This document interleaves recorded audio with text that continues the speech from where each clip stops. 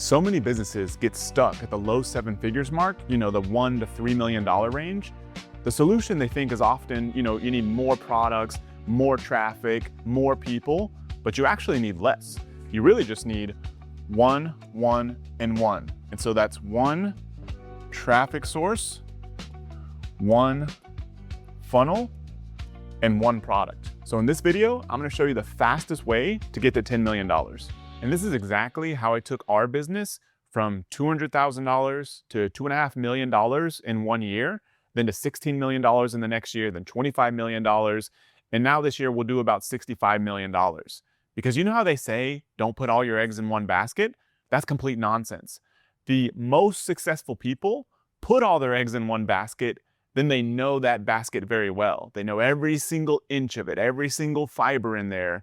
And that's exactly the fastest way for you to get to $10 million. The 1-1-1 method, one traffic source, one funnel, one product. You nail each one of those items better than anybody else.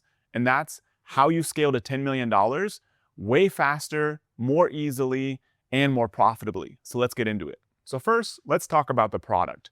So Red Bull launched in 1987, and for 15 years, it only sold one product and reached $1 billion in annual sales with just one product. So we don't need a dozen different products to build a business to $1 million, $10 million, or even $100 million, which is crazy. You can get there with just one product. Because there's a saying that I keep in my head that might be useful for you, is your goal determines your product. And so if you want to build $1 million business, you need $1 million product. If you want to build a $10 million business, you need a $10 million product. And the same applies to $100 million. So if your goal is to get from where you're at now, which could be starting from nothing, or you could already have a $1, $2, or $3 million a year business, and you want to build a $10 million business, the mistake most people make is that they think the solution is to add $10 million products. What you need is one $10 million product. And nowadays, there's so many resources online, whether you're selling on Amazon or you're looking at competitor data or you're just listening to what people are talking about in their businesses on podcasts, it's easy to find out how much revenue businesses are doing now and how much revenue certain products are doing. And so your solution to get from where you're at, and especially if you own a low seven-figure business, you might have been stuck there for years at this point. So the way to get to the next level is to not to grind harder, hustle harder, to launch a bunch of new traffic sources and products and add a bunch of people. You don't need any of that stuff. You just need a better product. And it starts with a product that can actually get to $10 million. So the first thing you need to figure out is in your current business, can your main product, I also love to call these keystone products, can your main product support $10 million in sales? And the way to do that is like going back to the beginning when you first launch your product, is can that product, is an existing competitor at that level yet? Because that's the best sign of whether you can get there. If you know there's a competitor out there that's doing $10, $20 million a year, all you have to do is create something better or slightly different or for a segment of that market, then your product can likely get to that $10 million a year level. If you don't see anybody else out there doing that, and the market's just not that big, then this is not the right product to get to $10 million. So I'd recommend looking at a product that can get to that level. Ideally, it fits within your current business. 9 times out of 10, that's what you want to do because you already have an existing customer base, you've got customer service function somehow figured out that supports that product. You've got social media profiles, email list, a store, all that stuff that's supporting this one brand. So what you need to do is hopefully find a product within that market that's related to that business because you want your whole business value to grow that can support $10 million. If that's not at all possible, or you feel like you've done everything you possibly can to make that business grow, then that 1 time out of 10, which is not what I would recommend for most people, is then you can look at a new business, a new product, but don't start there. Ideally grow the business you already have to keep things as simple as possible because the one supporting function here is one business. The last thing you want to do is be adding multiple businesses, but 10% of the time you may have to. But start by trying to find your $10 million product that can fit within your current business. So about a decade ago, I ended up partnering up with a guy that owned a brand selling cell phone accessories like screen protectors and that sort of thing. And that business was a complete nightmare because in that market, there have been some businesses that have been built big in that space, but it's not an easy business. You think like, oh, you're just selling these screen protectors, like what's the problem? The problem is there's so many different devices and they change every 6 months to 12 months. So that means you're constantly having to hustle to get new products out, constantly having to launch products. And so when looking at the product you want to sell, get into a business where you can have literally just one product and if possible, just one SKU. We sell coffee and our main roast, medium and dark, they do the vast majority of our sales. If we only sold medium roast, I almost think that our sales would probably be 80% of what they are. But if you're selling like apparel, there may have to be multiple variations, so maybe you still lump that into one product. But the ideal holy grail business is like Red Bull, the 8.4 ounce can that does $1 billion a year in sales. So if you can get there, that's what you're shooting for. But the two most important criteria that you really want for your product is to either be something that's consumable or subscription. And so the reason for that is we love the consistency of the sales, but a big reason you want consumable or subscription as an option is just because the customers are worth more.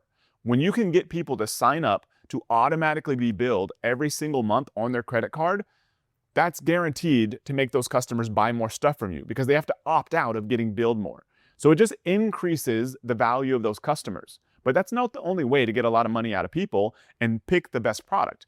The other way is you get all that money up front. I've got a buddy in the survival space. People are never going to use his product unless there's like a nuclear war or something.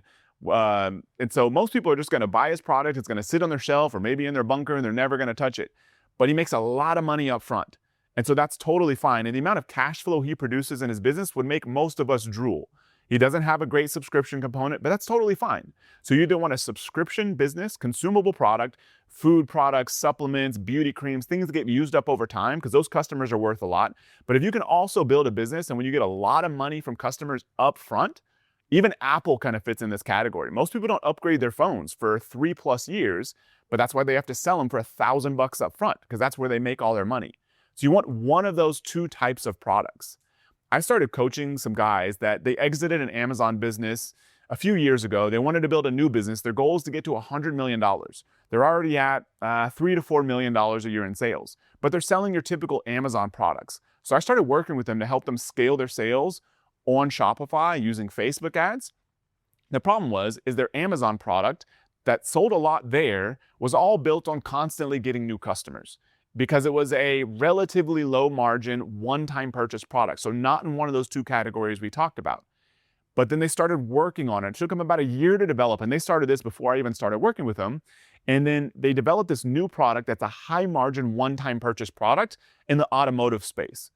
That product almost from day one started crushing it with Facebook ads and Shopify, in part because they put in place the right funnel, the right ads, and things that I've been coaching them on. But part of it's also because they're in that category, a high margin one-time purchase product. So each customer is worth a lot of money to them, which allows them to spend more money to acquire customers. So when looking to add your new product, first determine if your product that you have now can support your goal. And if not, then you want to add a product that's either consumable or a high margin one-time purchase product. So now let's get into the funnel piece. So when we were first growing our brand, Life Boost Coffee, we did it with basically just one page. And it was not the prettiest page. It was this long, ugly page that my business partner, who had started the company a few years before, but kind of had it just sitting there as a side project, I came in to help accelerate growth. He had that page just kind of sitting there. He built it years before. It wasn't working very well. And so I used that as the base and just tweaked the copy, tweaked the angle, started testing different hooks. And we found a model that really worked. And so that one page is what built the business to today. Now we have all kinds of pages, we have multiple products and that kind of thing, now that we're basically a $65 million a year company. But to get all the way to $10 million, it was really all just based off of that one page. So the big lesson here is that one page can get you to $10 million. And also that it's performance of the page, not the prettiness, that determines if the page is good. And the data will show you whether the page is performing well or not. And we can talk about that in just a second. But there's really 3 page models you want to consider. The first one is what we did, which I have in training before have called it the long, ugly page. And so I first discovered this, probably when I was 19 years old or so. I was in college, and for whatever reason, I wanted to be able to jump higher. So I was looking for all the tricks and gadgets and these big goofy shoes and everything I could find to be able to increase my vertical jump. And so I ended up finding this like internet marketing guy who apparently had like a 40-inch vertical. He created this jump program and it was sold through this super long page. And I was like, man, this thing is like super ghetto. I was like, looking at it on my phone, I think at the time, and I was scrolling and scrolling and scrolling, but it convinced me to buy the thing because with that long page, it basically includes every possible reason to buy. So when you're selling your product, that is a good page format. It's probably the most difficult one just because you have to include so much content on there while also not being repetitive. But you want to make sure you include the attention grabber, some reason for people to want to pay attention that speaks to your audience. You want to include some message that communicates that you understand their problem and that your product is the solution to their problem. Then you include other basic copywriting elements such as all the features, the benefits, some sort of guarantee, and then you want to have a nice call to action section that tells people what to do and gives them a good offer, which is usually implying or directly offering some sort of time-limited discount. And so that's basically how this whole page format works. The second page format, which is not used that much in e-commerce, though I do know people that have built $50 million plus businesses in e-commerce, and I've used it a lot outside of e-commerce, which is what's called a video sales letter page or VSL page. This is basically taking all that stuff you would put in a long form page and putting it into a single video and throwing that on a page. Very simple page. All the heavy lifting is done by the video, but not as common unless you're selling high ticket coaching or services or courses or something like that. The last page is probably the simplest and what I would recommend most people start with, and it's called a listicle. So this type of content got popularized a long time ago. Somebody way back in the day literally wrote a book that was called the Book of Lists, and it would include random things like which celebrities died while having intercourse and random stuff like that. And it was literally a book that was sold and did pretty well. And then, sites like BuzzFeed, when the internet was getting more and more popular in the early 2000s, they started creating content like, stuff on celebrities. You'll even see this stuff today in GQ, for example. They'll be like the 10 best t-shirts to wear for the summer. And so that is a very natural piece of content. Marketers have found that structure works very well to sell stuff too. And so Groons, it basically is a maker of vitamin gummies. They just sold for $1 billion. If you go to Facebook ad library and you hunt down one of their landing pages, 9 times out of 10, it's a listicle. All a listicle is creating an ad for your product that's on a page and looks like one of these list articles you would see on a content website. And so in their case, it's like 7 reasons GLP-1 users love Groons. You could do the same thing for your product. This one is very simple. And so you create a headline like that. You have 7 reasons that are basically just an excuse for you to sell your product. Then you have an offer section, and then you have social proof. That's the entire extent of the page. So once you have the right product like we've talked about, then you need the right kind of landing page. And I would pick one of these 3 models. And the best thing you can do to find out which page model to go with is to look at your competitors. If you've got any competitors in your space or an adjacent space that are crushing it, Google Facebook ad library, open up Facebook ad library, start clicking on their ads, and you're going to see what type of page they're sending people to. In most cases, it's going to be one of these 3 types of pages. And so your best bet at turning your product into sales and scaling to $10 million with just one page is to figure out which page model the best people in your space are using. Then do that for your brand. And nowadays, it's so easy. I've created other videos on this channel about how to use AI to model pages. So you can watch one of those videos to see the exact steps of how to do this. But basically, you can use AI now to say, hey, here's a page that's working really well. I want you to modify this page, but create it for my product. And that's it. That's 90% of the work. Then you just have to put the page live on your site, and then you have to start optimizing it. But you need to start getting traffic first before you start optimizing it. So let's get into the traffic component. So once you have the right product that can get you to $10 million and you've got one good funnel, the only piece that's left to get you to that target is the right traffic source. So when I was building our business that does e-commerce coaching called amazing.com. Our traffic source from the very beginning was affiliates. And so these were people that had built blogs, they had built software companies, had sold their own courses and stuff. And they had these big email lists. And they basically told their email list, hey, this guy is teaching people how to do stuff on Amazon. You should join his free webinar, or you should watch his video series. And then when one of those people bought our product, they got a 50% commission, which could be as high as $2,500. And so we did a great job with the program, with the course, with delivering it, and with selling it. So those affiliates made more money promoting us than anybody else. And so that was like 95% of our traffic and our source of sales for that business that did over $100 million in sales. So our one traffic source was affiliates. Then years later, when I was scaling LifeBoost, that traffic source started with Facebook ads, which is now basically called Meta advertising. Or Meta owns Facebook and Instagram, and Meta is the parent company of both. And so I'll use those kind of interchangeably by habit. But basically at the time, it was pretty much only Facebook advertising. And that's what got us to over $10 million in sales. We had our one product essentially with a few different variations.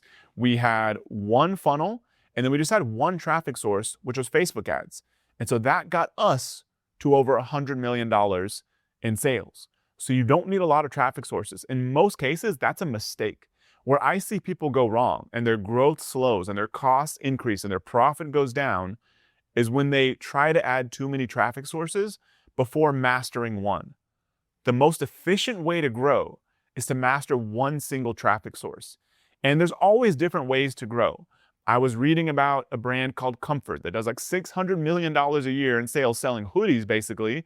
Their main traffic source, because the guy basically had to in his first business because he was a young kid and didn't have any money, he basically had to build it using influencers. I believe it was Snapchat at the time. Comfort was built with TikTok influencers. That's totally fine. But the default for most businesses should be Meta advertising, which once again encompasses Facebook and Instagram basically by default. They have about 4 billion users on that platform, which is half of the world's population. You don't need anything else for most businesses to get to $10 million. Just do Meta advertising. I would say that would be traffic source number one. Traffic source number two would maybe be the influencer game. So now, today, basically you'd be recruiting an army of TikTok influencers. How long that's gonna last, I have no idea, but it's working very well for businesses today. And if I had to pick a third traffic source, I'd probably say organic social media. Putting out content on these platforms and not necessarily running ads immediately, but just getting really good at the organic content game. But I prefer Meta advertising because it's fast, it's highly scalable, you can learn really quickly, and it's got half of the world's population you can reach with as little as $1 and up to basically as much money as you could ever possibly want to give Mark Zuckerberg. So it's infinite scalability. So I would recommend mastering one of those traffic sources. And I really prefer things like Meta advertiser or even organic social media because they're more related to demand generation versus where I started in e-commerce, which was doing SEO and then selling on Amazon. People have to actually be searching for keywords. So in our case, they'd have to be searching for organic coffee or low acid coffee, and we never would have gotten to that scale because they're basically good at capturing demand because people are searching for those keywords. Versus something like Meta, which allows you to put ads on Facebook and Instagram, that's more demand generation. So if you have a good, solid message, people don't have to know your product even exists yet. They just have to know, like in our case, oh, my stomach hurts when I drink coffee. And then we show them a testimonial of a 60-year-old woman who says, oh, I'm drinking their coffee, now my stomach feels amazing, and now I can drink coffee again after 20 years. So they don't have to actually even know the product exists yet. So we generate all this demand that we capture in most cases immediately on our website through our sales funnel, but then also some of that bleeds off onto platforms like Amazon and Google and YouTube searching, and we capture that demand there as well. So I much prefer the scalability of a demand generation traffic source. So that's what I'd recommend you default to get traffic. And the way you get better at any of the platforms, it doesn't matter what platform you choose, whether it's Facebook ads, whether it's TikTok ads, whether it's TikTok influencers, whether it's organic social media content, or even the affiliate game, any of this sort of stuff, the way you get better is first, you start by studying what's working for other people, the other big businesses in your space and in adjacent spaces. So even today, when we want to launch new ads, despite having launched thousands and thousands of ads for our business, I'll still go look and see what other similar size or even bigger businesses or just young, hungry businesses that are just really optimizing their Facebook ads. I'll go see what kind of ads they're running and what kind of funnels they're using. And so I will model our ads off of what's working for theirs. I never steal their content or any of that kind of stuff. I'm just seeing like, what is the script? What are the visuals? What are the hooks and angles that are working? And that same strategy applies to everywhere. So you start by modeling what's working, and then you launch those ads or those pieces of content first. Then whenever that starts running, you find the stuff that's working well, you spend more money on it, increasing spend or doing more of that type of content. You'd find the stuff that's not working well, turn it off so you stop wasting money, and then you keep iterating like that. You keep doubling down on the stuff that's working. You keep pulling ideas from other people that are as good, if not better, at that game than you, and then you just keep rinsing and repeating this machine, scaling the stuff that's working, killing the stuff that's not working, getting new ideas in, and that's the entire process. And at first, you could do this yourself in as little as a couple hours a week, and eventually you hire other people to do this stuff for you. But at first, I recommend learning that stuff yourself because it doesn't take a lot of time when you're spending a little amount of money. A lot of times what I see people do, especially people that own, low seven-figure businesses, is they want to immediately outsource everything. So they're trying to figure out like this new traffic source that could take their business to an extra $10 million a year in sales, but they don't want to spend any time learning any of it. They want to immediately go to hiring an agency that probably is no good because in my experience, 19 out of 20 agencies are terrible. And so they're hiring this agency that's no good. They're not paying attention to them and the thing never gets off the ground. Versus if they just kind of went back into beginner mode and spent a couple months learning that platform, spending a couple hours a week creating some ads or at least monitoring somebody else creating ads and really figured out how that machine worked, that would make all the difference in the world. So that's the entire process to take a traffic source and master it in a very short period of time. So once you've been through these 3 steps, you've got the right product, the right funnel, the right traffic source, how do you really make this whole machine work? Because I'm sure a lot of people have thought they've done these steps well, but then it's just not working. Well, basically, you work your way back up this process. So you start with your traffic. And so the traffic, what you're really looking at is it profitable or not? Are you making money on acquiring those customers? And in most cases, just breaking even is totally fine. If you know how much a customer is worth to you in terms of gross profit over, say, a year, as long as you're acquiring customers at that price or less, your traffic is doing its job. But a lot of cases, you have to keep optimizing ads, and that's kind of why we went through that whole process.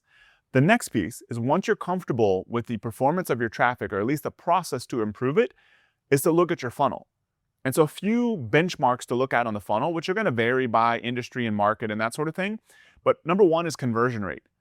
When you're running ads at people that have never heard of you before, a typical benchmark conversion rate is like 2 to 5%. And so as long as you're somewhat in that range, you're doing pretty good. So conversion rate is one thing you want to look at. The next thing is your average order value, or how much money you make upfront per customer. A general benchmark is 2 to 3 times the price of a product. And so if you sell a product for, say, $25, you want your average order value to be somewhere $50 to $75 plus. If not, you're gonna have a tough time scaling because when you're running traffic against people that are all using the same source, the same kind of ads, because it's all public, you can see it all with the Facebook ad library. And if you don't make enough money per customer because you're not getting a high enough conversion rate or you're just don't have enough high enough average order value, then you're gonna have a tough time scaling. So that's the next piece to fix. Lastly, you don't want to just create a product and leave it alone and forget that it exists. You want your product, a good benchmark is like 4.7 stars, for example. If you're on a 5-star rating system, even internally, even if you never show those reviews to anybody, you want to be capturing those reviews so you know if people are happy with the product or not. So you should constantly be looking at reviews and seeing if you can improve the product for people. I once met this Amazon seller at a dinner, and I didn't know who he was, but he was doing like $2 million a month on Amazon, selling basically unbranded products. But he basically said, I was like, how are you doing this? I was like, you're not really building a brand, any of that kind of thing. He's like, I just basically improve my product every time I reorder it. He had this unbranded umbrella, which ended up on one of the morning shows as the best umbrella you could possibly buy on Amazon. And that was his whole game, just improved it on every reorder. So if you keep improving your product, you're gonna get more reviews, more referrals, which is gonna make your funnel work because you can add that there, which is then gonna also make your traffic work. So this is how these three pieces fit together and how you can scale from where you're at to $10 million or even much higher. So the fastest way to scale to $10 million is to apply this 1-1-1 method. So if you're not already subscribed to my channel, go ahead and subscribe right now, because every single week I'm giving new videos like this that show you everything I basically know about scaling business as quickly as possible. I'll see you in the next video.